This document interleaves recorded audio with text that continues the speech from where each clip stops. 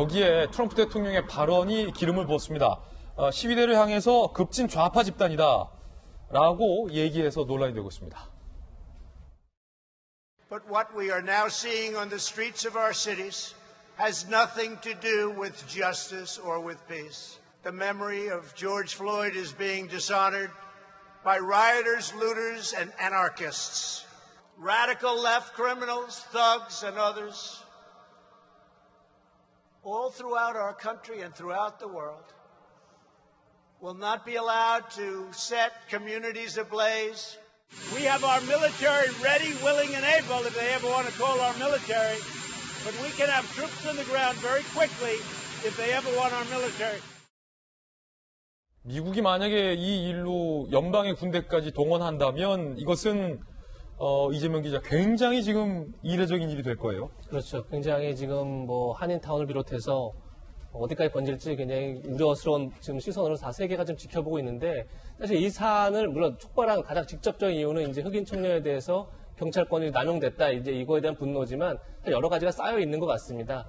무엇보다 코로나19 사태로 상대적으로 흑인이 굉장히 많은 희생을 했습니다. 그 이유가 아무래도 흑인들이 의료 서비스의 접근이 떨어지고 그리고 기저질환이 많았고 뭐 이런 여러 가지 이제 사회적 요소가 있었던 거고 또 하나는 코로나19로 실업률이 지금 미국이 엄청 올라오고 있는데 가장 직격탄을 맞은 게 아무래도 흑인을 비롯해 유색 인종들이죠. 예. 그런 분노까지 같이 쌓여있는 상황에서 지금 트럼프 행정부의 어떻게 보면 유색인종에 대한 흑인과 유색인종에 대한 차별 정책 뭐 이런 것들이 같이 맞물려 있는 것 같습니다. 트럼프로서는 사실상 최대의 정치적 위기겠군요. 그렇죠. 근데 11월 재선을 앞두고 트럼프는 더 강경한 선택을 할 가능성이 높은 거죠. 그러다 보니까 지금 이미 주 방위군이라든지 군인 투입까지를 얘기하고 있는 건데 그렇게 되면 더 계속 악순환될 수 있는 정부는 정부대로 더 강경하게 대응하고 시위대는 또 다시 강경 시위로 나오고 이렇게 서로 강대강에 맞서는 그런 식으로 가게 되면 점점 사태가 악화되고 그 피해가 고스란히 우리 교민들한테도 한국 교민들한테도 미치지 않을까 이런 우려가 커지고 있는 상황입니다. 지금 보신 것처럼 백악관 앞에서도 시위가 있었고요. 지금 경찰차가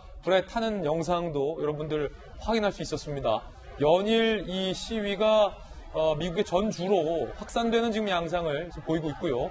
보셨던 것처럼 시위대와 이를 저지하는 경찰 사이의 폭력 양상도 양상이 지금 다양화되고 있어요.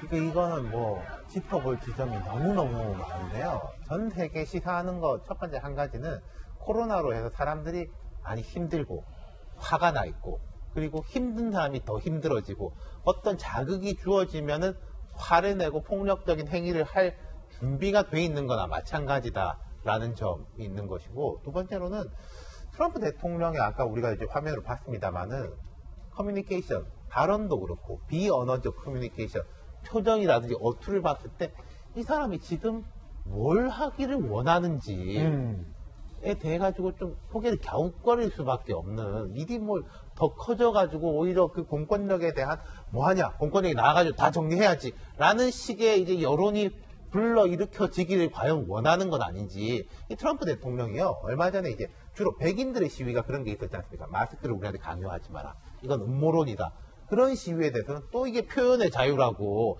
충분히 사람들은 그럴 수 있는 자유가 있다라고 되게 조장하듯이 이야기했어요. 예. 그러니까 대통령이 마음은 어떨지언정 한쪽편에 드는 느낌을 주면 안 되잖아요. 예. 근데 이 사람은 11월 선거를 앞두고 이것도 이제 어떤 면에서는 기회다.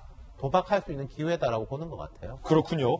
자, 그런가 하면 우리 한인들의 안위도 좀 걱정이 됩니다. 그래서 저희 채널A가 인터뷰를 했습니다. 이 직원들한테 도망갈 준비해라. 그리고 딱 하고서 그랬더니 우리 쪽에는 이제 문을 탁탁탁 잠그고 불 탁 끄고 있었어요. 그랬더니 이제 문을 젊은 애들이 와가지고 큰 나무 가지고 뭐 이제 창문을 부시죠. 경찰들이 일단은 뭐 이제 손을 못 쓰니까 그러니까 저희보다 더 큰 뭐 타겟이나 그런 데서도 계속 신고들 오고 하기 때문에 어떻게 할 수가 없어요.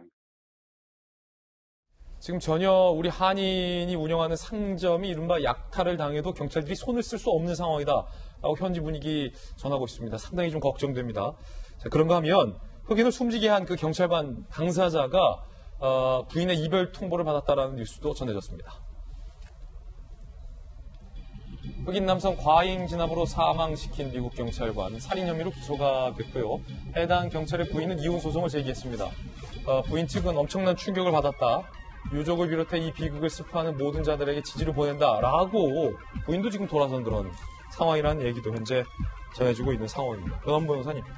그렇죠. 이제 미국 같은 경우는 이제 경찰에 대한 면책권이 상당히 강하거든요. 그러니까 사실 지금 이 미국 경찰 같은 경우도 3급 살인 혐의로 기소가 됐다고 하는데 그 미국 법조인들은 무죄의 가능성도 충분히 있다. 정당한 법 집행의 과정으로 볼 수 있기 때문에 면책 가능성이 있다라고도 보고 있는 만큼 오히려 우리나라는 이 경찰에 대한 제한권이 너무 축소되어 있지만 미국은 또 너무 폭넓게 인정해주고 있다라 보니까 그런 문제가 발생하고 있고요. 부인 쪽의 입장에서는 아무리 남편이 정당한 공무 수행을 했다고 하더라도 저렇게 폭력적인 성향의 남편과는 더 이상 살 수 없다. 내가 언제든 남편의 폭력성에 따라 저렇게 희생이 될 수 있지 않겠느냐라는 생각에서 얘기를 하는 것 같습니다. 저것이 일반인들의 상식의 문제겠죠. 근데 트럼프는 앞서 유 실장님 말씀하셨던 것처럼 모든 상황을 자신의 재선과 연계해서 정치적으로 해석을 하려고 하니까 이 시위가 부각되더라도 어차피 나의 지지층은 결집하지 않겠느냐.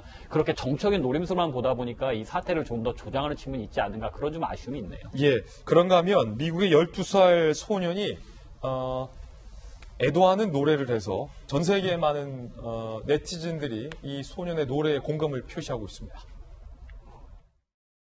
I'm a young black man doing all that I can. My people don't want no trouble. We've got enough struggle. I just wanna live. God protect me. 이게 무반주로 부른 노래, 물론 이 소년이 노래를 잘하는 것도 있습니다만 나는 살고 싶어요 시니어 우리를 지켜주소서라는 이 가사 대목에 전 세계 누리꾼들이 공감을 표시한 것 같아요. 그렇죠. 공감했고 저는 개인적으로 좀 충격을 받은 건데요. 그 이제 조금 자조적인 이제 노래인 것 같아요. 바치는 노래. 왜냐하면 제일 처음에 젊은 흑인 남자라고 하잖아요. 예. 돌아가신 분은 사실은 젊은 흑인 상대적으로 아니니까 자기 자신에 대한 자조 섞인 얘기인데 저는 놀랬던 게 가사에 12살인데 저 어린 소년의 가사가 자기는 사냥감으로 먹잇감이다라고 얘기를 해요. 사실은 어린이가 어떻게 보면 미래에 대한 자산이고 거울인데 저런 식의 어떤 가사를 쓰는 걸 보면 사실 미국은 정말 미래가 어둡다라는 거고 어린이 입장에서는 저런 가사가 나온다는 자체가 미국의 현실을 좀 이제 직시하는 단어다 이렇게 보는 거죠. 예.